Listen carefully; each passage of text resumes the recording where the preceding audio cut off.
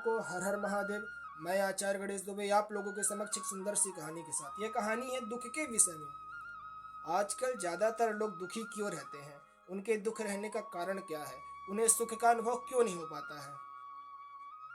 तो इस कहानी को शुरू से लेकर लास्ट तक जरूर देखिएगा। आपको समझ में आए कि हमारे दुख का कारण क्या है, हमें सुख का अनुभव क्यों नहीं हो पाता है। चलिए तो कहानी को शुरू करते हैं। ये कहानी है 25 वर्षीय एक लड़के की, जो कि अपने गांव से 200 किलोमीटर की दूरी में शहर में काम करता था।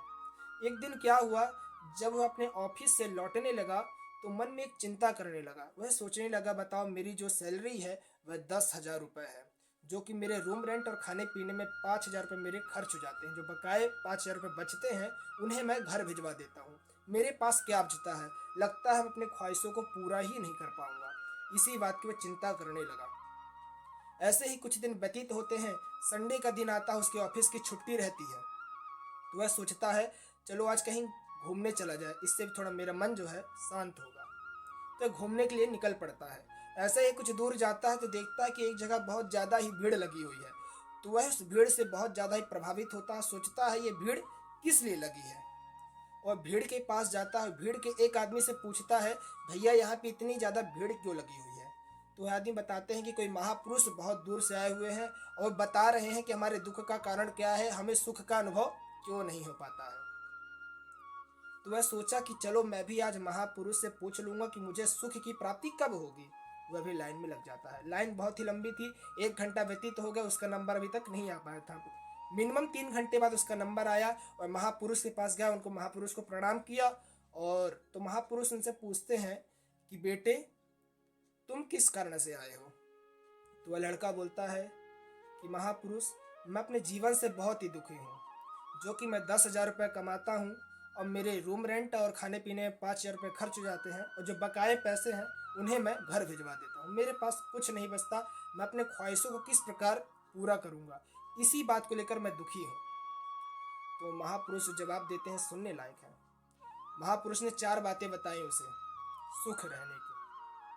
तो महापुरुष ने पहली बात बताई कि जिस पैसे को लेकर और जिस तुम ख्वाहिशों को लेकर इतनी चिंता कर रहे थे, अगर उतनी ही लगन के साथ जिस कार्य को तुम कर रहे थे, अगर उसे लगातार उतनी ही जितनी चिंता तुम कर रहे थे उतनी ही लगन के साथ उस कार्य को अगर तुम करते, तो आज जो तुम्हारी सैलरी 10,000 थी वो तुम्हारी सैलरी 20,000 हो जाती, तुम्हारा प्रमोशन हो जाता। दूसरा सुख सुनो, अब जो तुम कमाते हो उसमें से चौथा भाग अगर तुम जो जरूरतमंद व्यक्ति हैं, जो कि भूखे को भोजन कराना, ऐसे बहुत सारे जरूरतमंद व्यक्ति हैं, उसकी अगर तुम मदद करोगे, वहां पे तुम्हें दूसरा सुख प्राप्त होगा। तो 25 से 25% 50% हो चुके, ठीक है।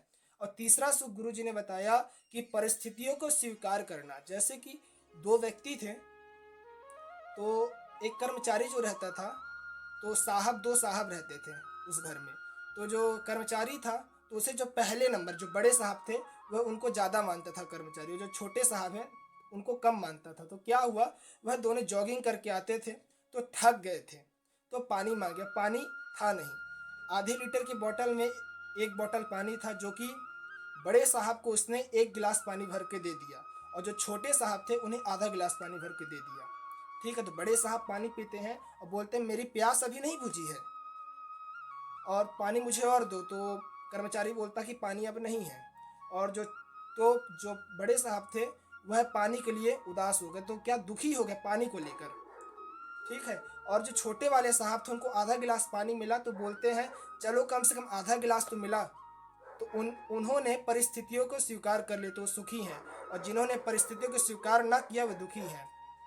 तो यह महापुरुष ने तीसरा कारण बताया सुख ना होने का। अगर इन 3 चीज़ों का अगर हम स्वीकार करते हैं तो हम हमेशा सदा ही सुखी रहेंगे। चौथा भाग ये बताया कि अगर हम जिस परम पिता ने हमें इतना सुंदर सा उपहार शरीर दिया है, और अगर हम उनकी सेवा करते हैं, शाम सुबह उनके नाम को जपते हैं, सभी कुछ उनकी क्रियाकलाप करते हैं, उनकी सेवा करते हैं, तो चौथा सुख हमें वहाँ पे प्राप्त होगा। हम कभी भी जीवन में दुखी ही नहीं रहेंगे। तो इस कहानी से हमें यह सीख मिलती है, जो 4 कर्तव्य महापुरुष ने बताए हैं हमको इनको निभाना चाहिए। जरूरतमंदों की सेवा करें और जिस परिस्थिति में आप उसको स्वीकार करें, और जिस कार्य को आप कर रहे हैं उसमें लग्न और शिद्दत के साथ करिए, आपको सफलता अवश्य ही मिलेगी। अपने परम पिता परमेश्वर को कभी ना भूले। और मैं बार बार यही कहता हूँ, सभी से निवेदन है, विनम्र निवेदन मेरा, कि रामायण और गीता जैसे ग्रंथों का आप लोग विशेष अध्ययन करिए और समझिए उसमें क्या लिखा है। जीवन के मूल तत्व को समझिए कि जीवन का मूल तत्व क्या है। जब आप उसे पढ़ेंगे तो समझेंगे कि जीवन का मूल तत्व क्या है। और परम पिता परमेश्वर को कभी भी ना भूलें।